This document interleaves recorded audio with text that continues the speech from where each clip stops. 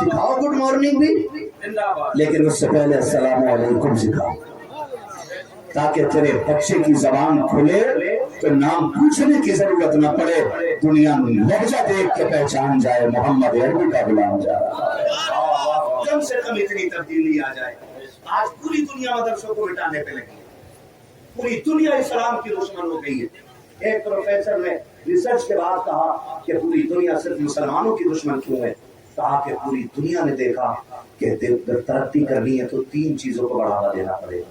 Number 1 سود ہے جی، number 2 شراب، اور نمبر 3 بے غیرتی بے حیائی۔ اسلام ان تینوں چیزوں سے روکتا ہے، اسلام ان تینوں چیزوں سے روکتا ہے۔ اسلام ہوگا تو لٹ کھل کے غریبوں کو لوٹا جائے گا۔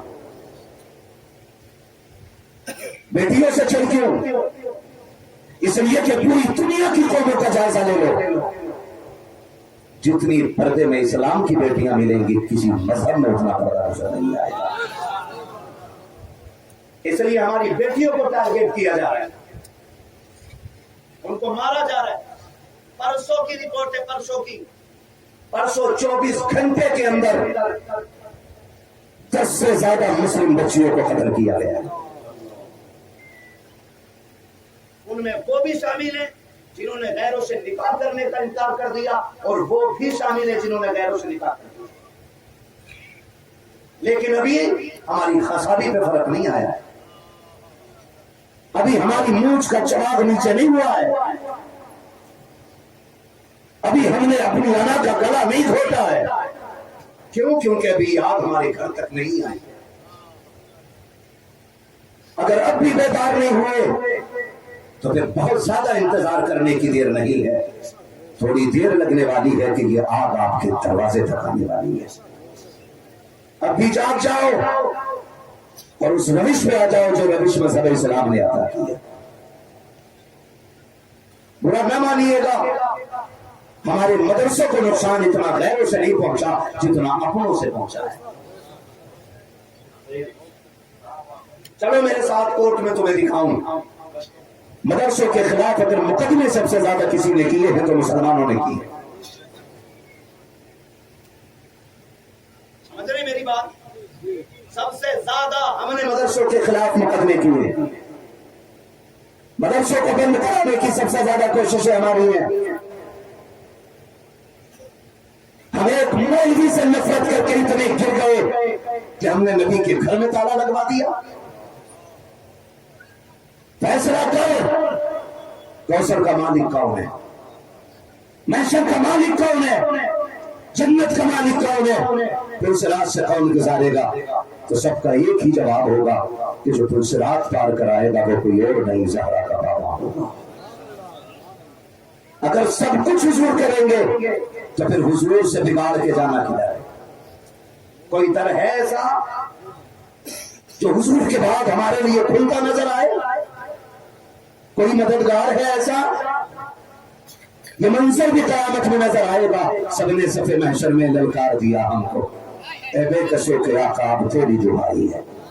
آخر میں پلٹ کے سب کو حضور کی چوکھٹ پہ جانا ہے، تو پھر مدرسے سے دشمنی کیسی، مدرسے والے سے اختلاف کیسا؟ پہلی وجہ یہ ہے کہ جو مدرسوں میں ہم لوگ پڑھانا چاہتے بچوں کو، ہم یہ سوچتے ہیں کہ اس میں پیسہ نہیں ہے، اس میں پیسہ بھلے کم ہے لیکن رب نے اس میں عزت میں حساب رکھی ہوئی ہے۔ تو عزت کے لیے کم سے کم بچے پڑھائیں۔ دوسری وجہ بتا دوں، ناراض تو نہیں ہو رہے چچا؟ ہو گئے تو کیا بگاڑ لوگے؟ مولانا زبان سے بعد میں حساب لے۔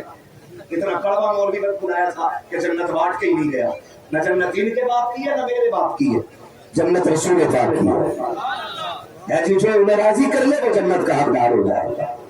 یہ سارا اپنا اپنا مسئلہ ہے، توجہ ہے نا سارے لوگوں کی۔ دوسری وجہ یہ ہمارے بچے بھی خود نہیں پڑھنا چاہتے۔ کیوں؟ کیونکہ ہمارے بچے دیکھتے ہیں کہ مولانا آئے تھے امام صاحب، ہمارے ابا ایسے ٹانگ رکھ کے بیٹھ رہے ہو، کہہ رہے کہو آلو چی کیسا آنا ہوا۔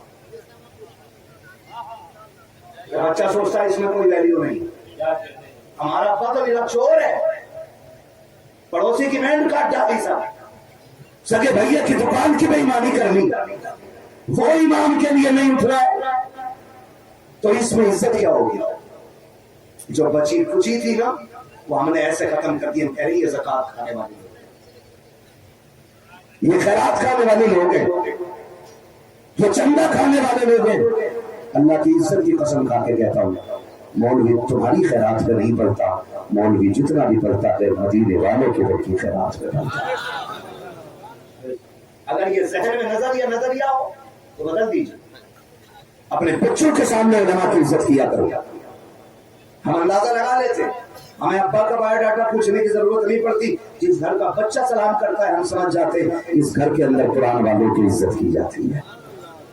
इसलिए कि बच्चा वही करता है जो माँ बाप को करते हुए देखता है। हमारे बच्चे वो नहीं करते जो हम कहते हैं, हमारे बच्चे वो करते जो हमें करता हुआ देखते। क्या जो हमें करता हुआ देखते वो करते हमारे बच्चे जो हमें करता हुआ देखते। हम अपने बच्चे से कह रहे बेटा झूठ मत बोलना। हमने बच्चे से कह दिया, थोड़ी देर के बाद ना कोई आ गया कर्जे वाला, उसने गेट बचाया। कहा कौन है? बेटे को पूछा, पूछ क्या कौन है? उसने बताया फला है। वो पैसे लेने आया। बेटे से कह रहा जाओ कह दो अब्बा घर नहीं है। अब बेटा सच्चा बनेगा कि झूठा? बोलो झूठा। टेंशन में आ रहे हो? ये सच्चाई है। फिर हमारी औलाद झूठी बन जाती है। अपने बच्चों के सामने कुरान वालों की इज्जत किया करो, एहतराम किया करो। हमारे दिल में कुरान की वैल्यू क्यों नहीं? हाँ पड़ जाएगा। 18 घंटे हम हिंदी इंग्लिश को देते हैं और सिर्फ 35 मिनट देते हैं कुरान वालों को। उसमें भी 5 मिनट लेट हो जा, फौरन फोन आ जा, इमाम साहब बच्चा नहीं आया अभी, उसे ट्यूशन के लिए जाना। कितनी देर लगाती उसे पढ़ाने में? जल्दी छुट्टी दो। आधा घंटे के अंदर बच्चा हमारा घर में चाहिए।